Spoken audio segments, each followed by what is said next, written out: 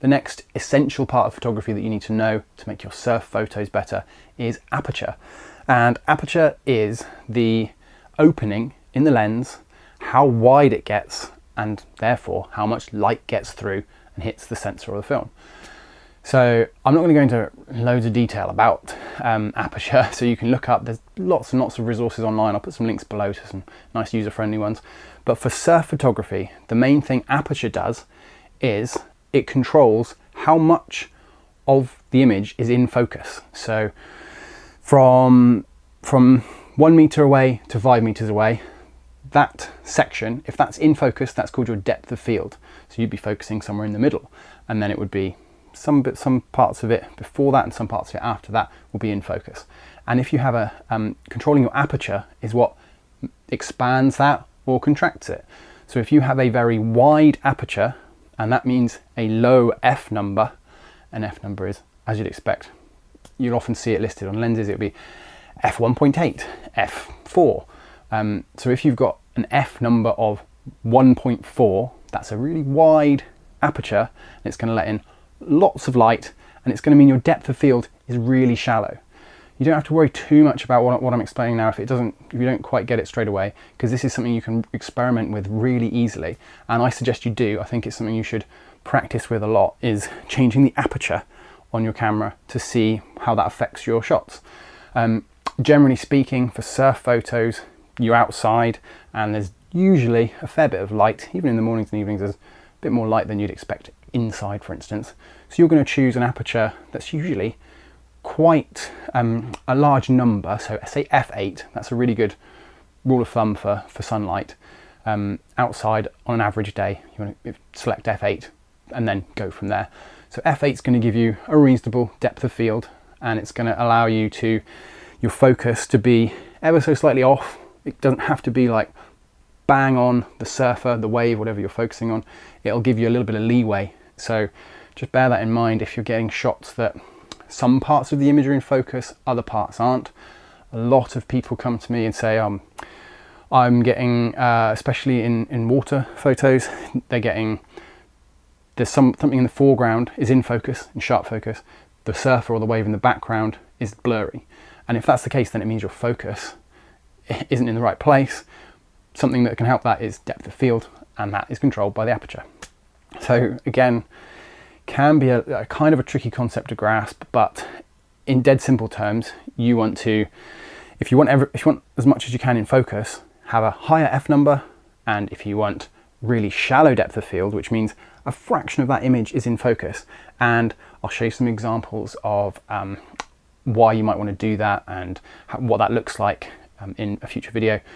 But if you want that, then you need a really small f number, and a lot of lenses, the bigger the aperture, the smaller the f number, the bigger the lens needs to be, because it needs to let in all that light.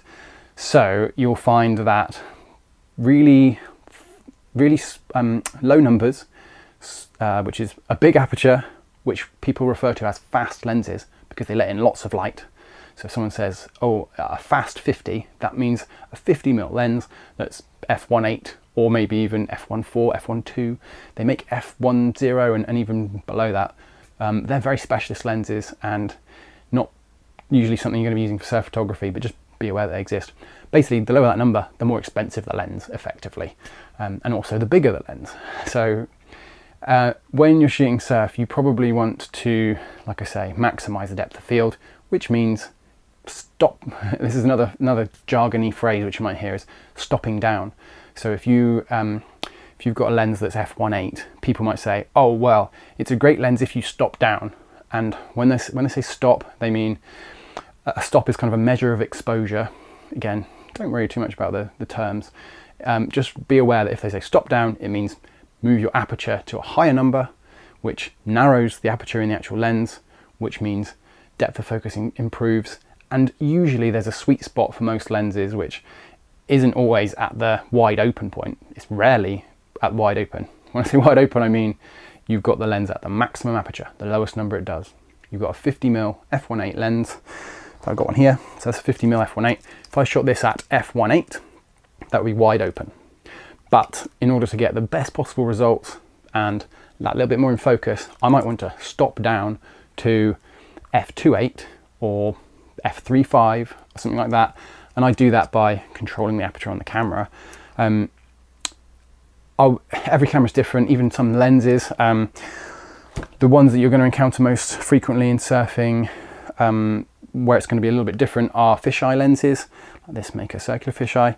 So this is a manual lens, and it has the aperture control on it, which is quite useful because you can, if you do have one of these lenses, have a good look at it, have a play with it, move the aperture ring, look through the lens, and you'll see that there's blades in there that get wider and get narrower, and you can see exactly what's happening with that aperture by playing with a manual aperture lens. Something worth doing if you're interested in seeing what's actually happening in the camera. It does help you understand, I think, the results of the settings that you're changing on your camera on the actual end image, and that's what you want to do. So rule of thumb, go for as high an f number as you can. It does let in less light, and that does mean that you need to have sometimes a slower shutter speed, and then sometimes you need a higher ISO. And this is why we call it there's lots of jargon in this one, I apologize for that, but hopefully I'm bringing through the core points that you need to remember. The exposure triangle, you've got aperture, shutter speed, and ISO, and you have to kind of compromise between them in order to get the correct exposure for the amount of light you've got. And when I say correct exposure, I just mean it looks as it looks to your eyes. It's bright enough to see all of the details, and you don't get bits that are too dark and bits that are too light.